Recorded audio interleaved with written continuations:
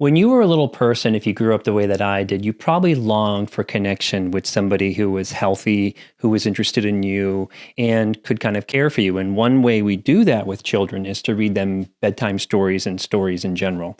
So I'm going to read two stories today. I'm going to read Harold and the Purple Crayon, which is a personal favorite of mine. And I also love this one too, but it's my son's favorite, which is The Little Blue Truck. So if you struggle with maybe a little bit of anxiety at night, or if you don't really feel connected, see if it can kind of soothe you and maybe put you to sleep a little bit, or just help you feel connected with yourself. So this one's a favorite of mine. This is Harold and the Purple Crayon. You ready?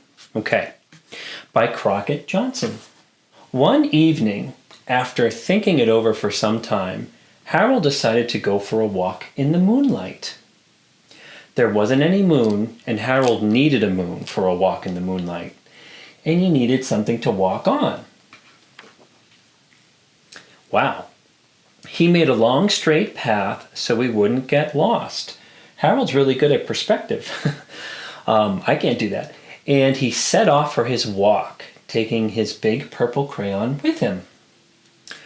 But he didn't seem to be getting anywhere on the long straight path. So he left the path for a shortcut across the field, and the moon went with him. Do you ever notice that the moon follows you? The shortcut led right to where Harold thought a forest ought to be. He didn't want to get lost in the woods, so he made a very small forest with just one tree in it. It turned out to be an apple tree. The apples would be very tasty, Harold thought when they got red. Whoa! So we put a frightening... Wait a minute, did we skip a part here? No, we're just jumping into the monsters.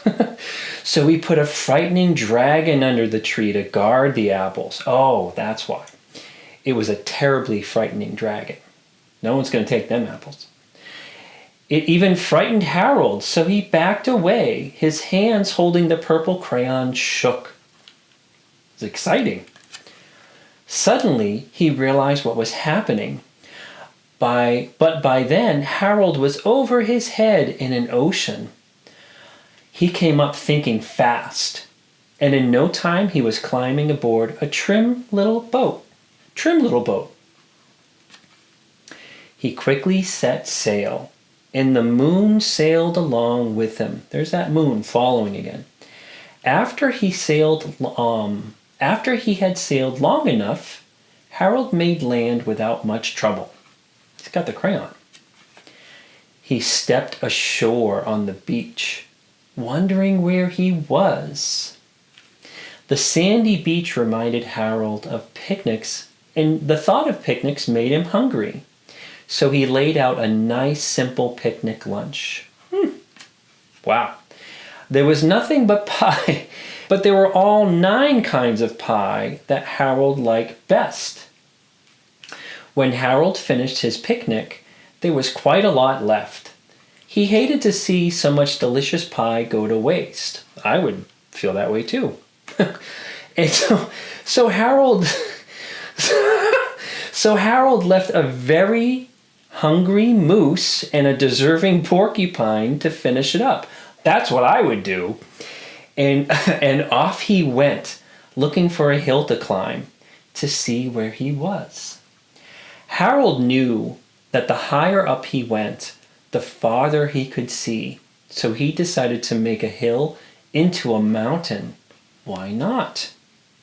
If he went high enough, he thought, he could see the window of his bedroom.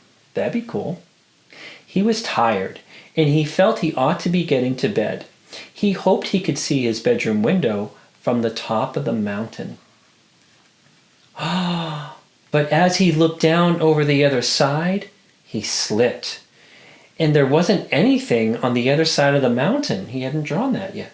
He was falling in thin air. But luckily, he kept his wits and his purple crayon, and he made a balloon, and he grabbed onto it, and he made a basket under the balloon big enough to stand in. Smooth. He had a fine view of the balloons, but he couldn't see his window. He couldn't even see his house. So he made a house with windows, and he landed the balloon on the grass in the front yard. None of the windows was his window. He tried to think where his window ought to be. So he made some more windows. He made a big building full of windows. This is the part that gets me. He made lots of buildings full of windows. He made a whole city full of windows. Wow, he's really good at drawing. But none of the windows was his window. He couldn't think where it might be. He decided to ask a policeman. The policeman pointed the way Harold was going anyway, but Harold thanked him. That police officer looks a little bit sketch to me. He's all angular, or electric or something. Anyway, and he walked along with the moon, wishing he was in his room and in his bed. Then suddenly Harold remembered. He remembered where his bedroom window was, where there was a moon. It was always right around the moon. He remembered where it was. And then Harold made his bed. He got in it and he drew up the covers. The purple crayon dropped to the floor, and Harold dropped off to sleep. I love that book. He went on an adventure.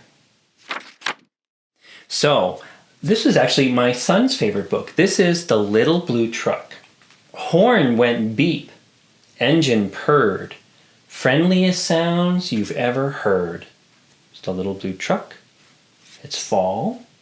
Got some birds. Little blue truck came down the road. Beep, said Blue to a big green toad. Can you find the toad? Toad said croak and winked an eye when the little blue truck went rolling by. He's at a toad crossing.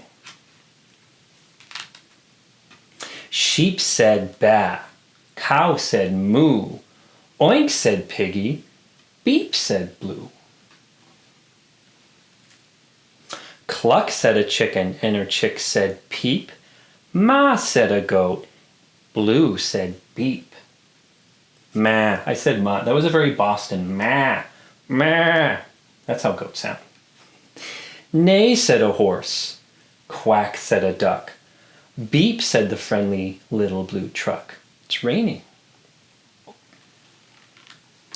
Honk, yelled a dump truck coming through. I've big important things to do. He sounds bossy. That was intrusive. I haven't got time to pass the day with every duck along the way. Man, it's dramatic. Vroom went the dump truck around a curve. He saw a puddle and he tried to swerve. Into the mud rolled a big fat truck. We don't like that word. and his big important wheels got stuck. Raining, mud, big truck is stuck. His heavy-duty dump truck tires were sunk down deep in the muck and the mire. Honk, cried the dump as he sounded scared, but nobody heard or nobody cared. Now we feel bad for the truck, don't we? Then, into the mud, bump, bump, bump, came the little blue truck to help the dump. Little Blue pushed with all his might. I wonder if the blue truck might be a little bit codependent or has a rescue fantasy or something like that. Now, Blue and the dump were both stuck tight. Oh no, it's just like a bad relationship when we rescue people. Help, help, help, cried the little blue truck. Beep, beep, beep, I'm stuck, I'm stuck. Everybody heard that beep, beep, beep. The cow came running with the pig and the sheep. His friends are showing up for him.